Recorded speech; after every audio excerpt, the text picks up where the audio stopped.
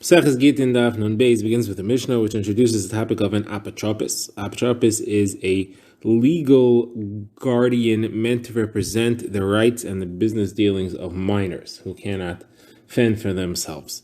So we're referring to orphans. Those are children who don't have a father to take care of them or represent them. So there are three different ways that they can have an apotropos appointed to look after their matters until they're old enough to look after their own dealings. The three different ways they can be appointed are, you can have an apotropos appointed by the father before he dies.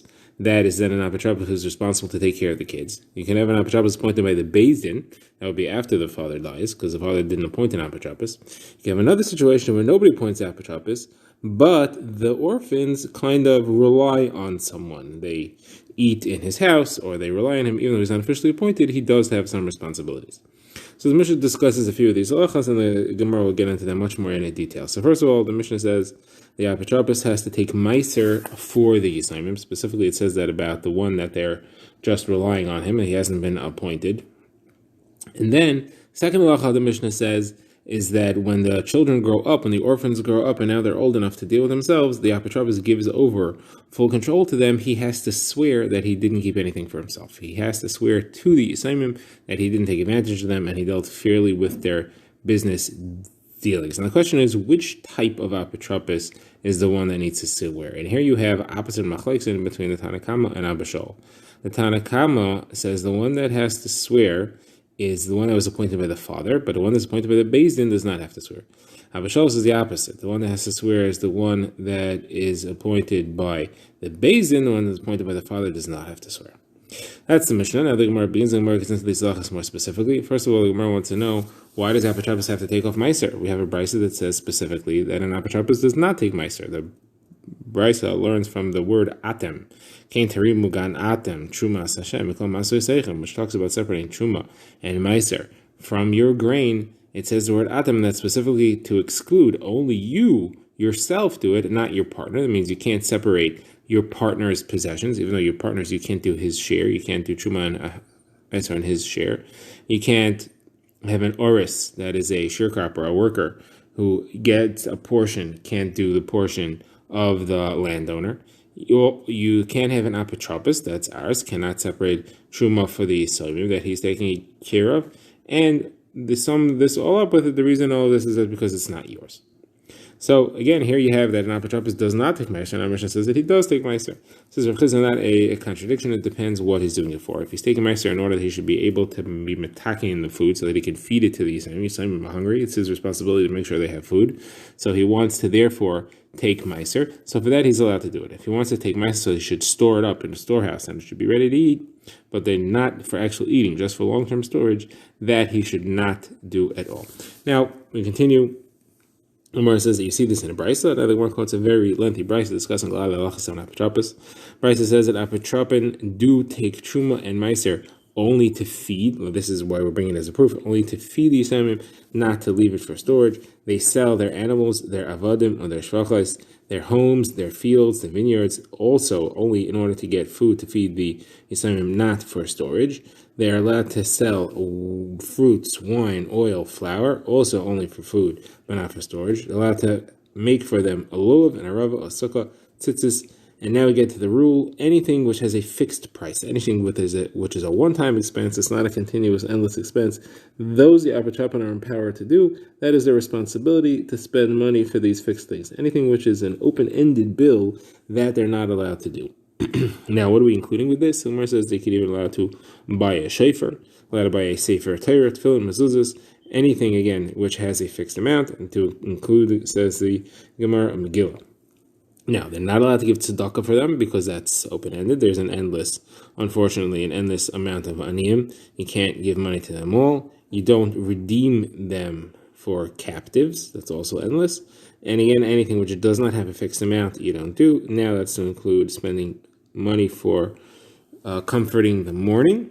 And they're also not allowed to go to court on their behalf to argue to win the case or to lose the case. The Gemara says, why can't they win the case? The Gemara says, what it means is, if they think that they're going to win the case, they cannot go and argue, because if they lose, then they'll have a problem and they're going to owe it to the Yasim that they're supposed to be taking care of.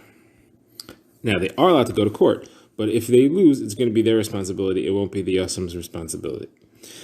Now, furthermore, it says that they are not allowed to sell far property in order to buy close property, not allowed to sell bad things in order to buy or redeem good things, and the reason is because maybe the one that you bought is going to get destroyed, the other one wouldn't, so you shouldn't be doing things like that. You should not be investing.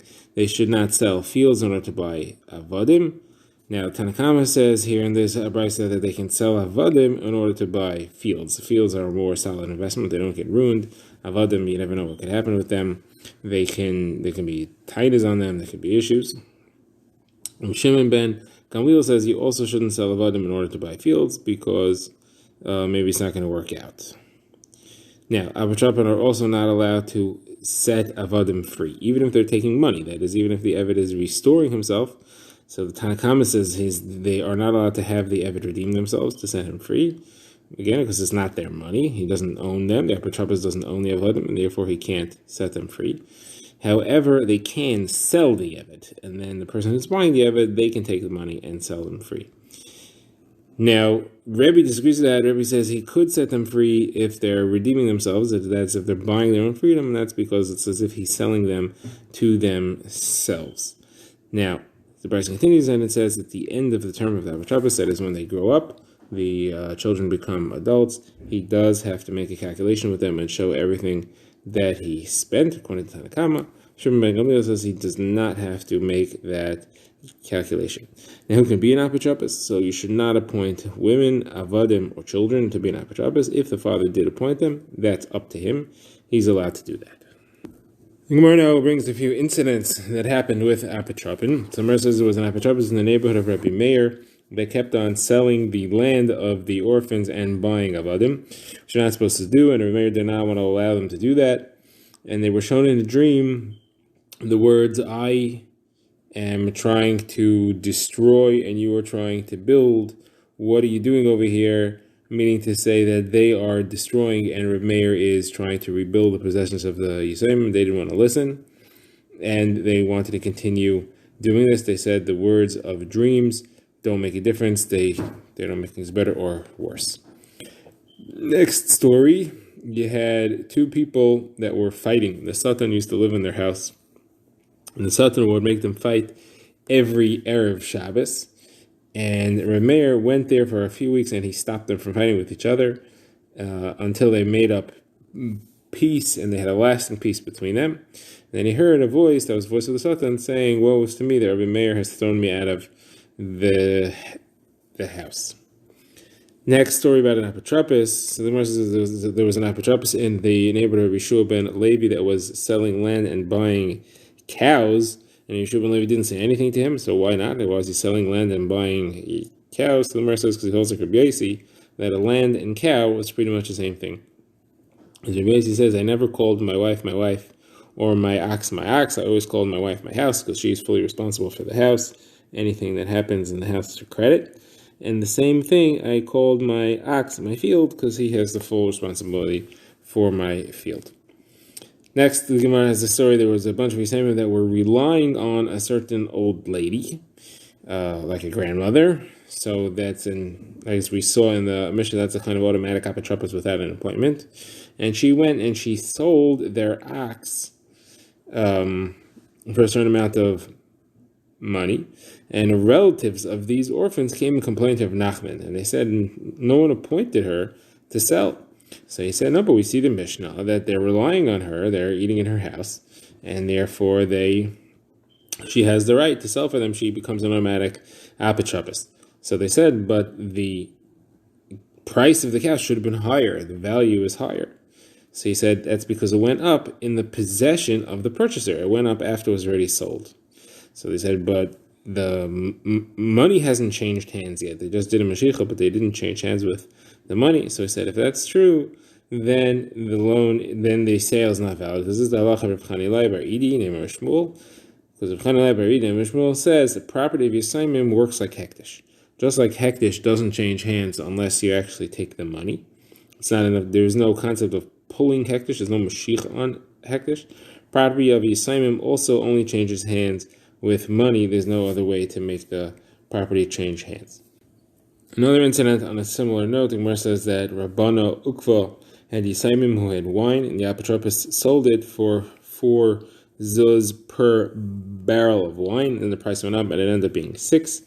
So they came to Radak and said, "What should we do?" So he said, "This is again the lacha of Chaniloi Baridi, that the property, the ownership, is not changed hands until you pay the money. If you didn't pay the money, then it still belongs to the Yisaimim, and they could pull out of the deal." The Gemara now goes more deeply into this halacha of Rav Chaniloi Bar Idi as to when the purchase of Yisaimim or sale of Yisaimim is chal and can't be changed. And the Gemara will go through 2 different variables. First of all, are the Yisaimim buying or selling? Second of all, did they do a mashicha and not a change of money, or did you do a change of money and not mashicha? And how could you back out? How could you not back out? So the Gemara's principle is going to seem to be that you have this halacha of Rav Chanilei Bar Idi that the Yisaimim can claim that the deal is not chal until the money is exchanged. But on the other hand, if it's for the benefit of the Yisaimim to say otherwise, they might be able to say that. They might be able to say, no, we want to go the general rules, everybody else, that the deal is finalized when you actually do a mashicha. Because the Yisaimim aren't meant to lose from this special thing that the deal isn't finalized until they exchange the money. They're meant to gain from it. So if it's not for their benefit, they could decide not to avail themselves of that right. I was going to say there are some exceptions, and that's if they get into the habit of it, people aren't going to want to do business with Yisaimim. We may have to cancel some of those things. So let's go through the different variables as they play out. So the Gemara first says, if somebody's purchasing fruits from Yisaimim, and he does a Mashiach and he does not give money yet. So he did a Mashiach. So that means that the special rights of Yisaimim is to say that it's not Chayet. Now then the price goes up. So the Yisaimim, who are the sellers, want to cancel so they could pull out and charge a higher price. So the halacha of Chanilei Bar Idi says that because there was no exchange of money, they have a right to cancel and therefore they could pull out. Now, if the price dropped, and they're very happy that they sold it as a higher price, but now the buyer wants to pull out so that he could buy it at a lower price, they don't lose. And they can insist that, no, when you did a Mashicha, the Kinyan was Chal, even though we just said that Kinyan is not Chal with Mashicha, that's for their benefit and not for their loss, so they could say that Kinyan is Chal, and you can't pull out and try to purchase it again at a lower price. Now, what if it's the opposite? What if the Yisaimim are the buyers, and they're the ones who did a Mashicha, and a regular person is the one who's doing the sale? So now, if the price went up, so the Yisaimim want to stick with the price that they paid already. They don't want this kinyan to be cancelable. So here you have the opposite. They say, no, we want it to be that it's chal the kinyan with the Mashicha and not with kesef. And again, they have the right to do that because the fact that it's only chal with kesef is for their benefit, not for their loss. Now, if the price went down, and as the buyer, they want to pull out and buy it again at a lower price, so the Gemara says we would have thought this is the halacha of Chanilei Bar Idi. They have a right to say that the kinyan is not chal until you exchange hands until the money is paid. Since they only did a Mashicha and they didn't pay the money yet, they have a right to cancel, pull out, and insist that they want the lower price.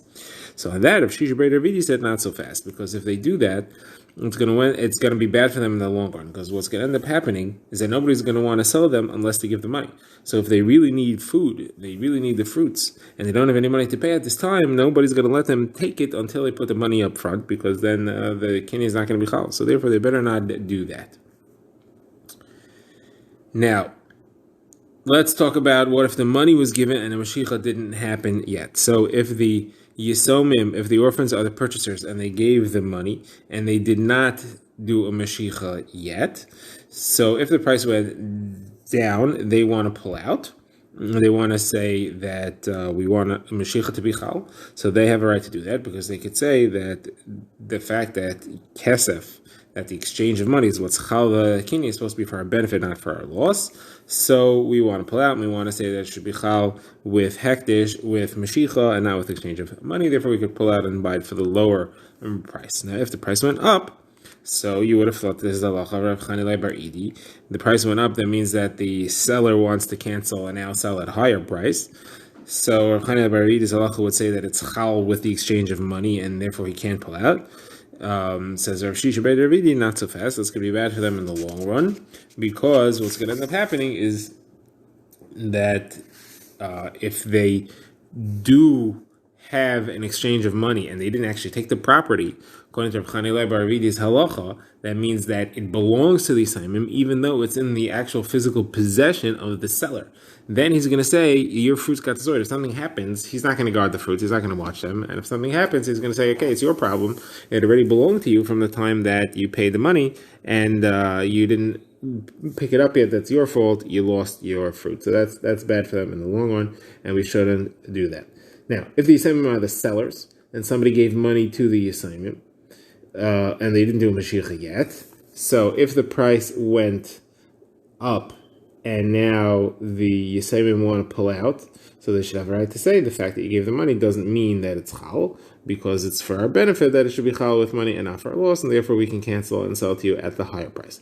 If the price went down, so now again, the Gemara wanted to say is that here Rav Chanilai bar Idi kicks in, and he says that it's not chal until that because you exchange the money, it's already chal, and the purchaser can't pull out and say I want to buy it later at a lower price.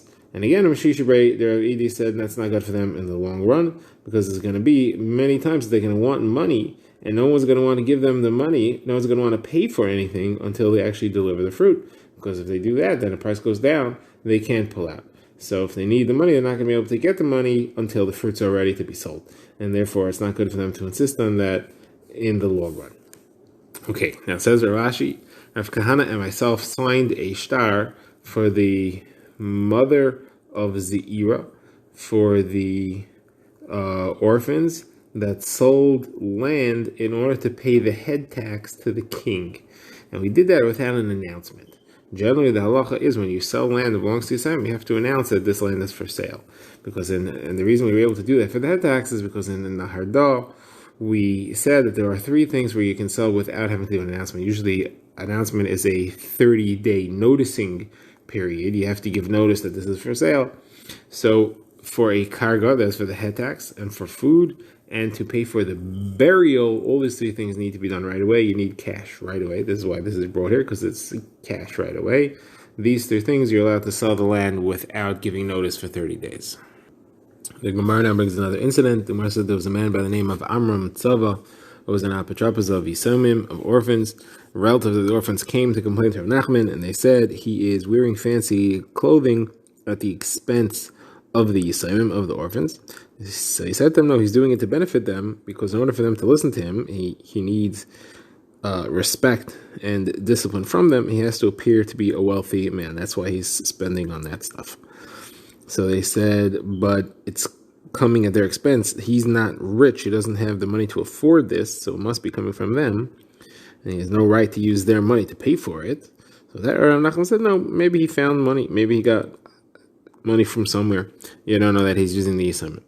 So then they said, but he's destroying their property. He's selling things that shouldn't be sold. He's not taking care of the land. He's not taking care of the trees.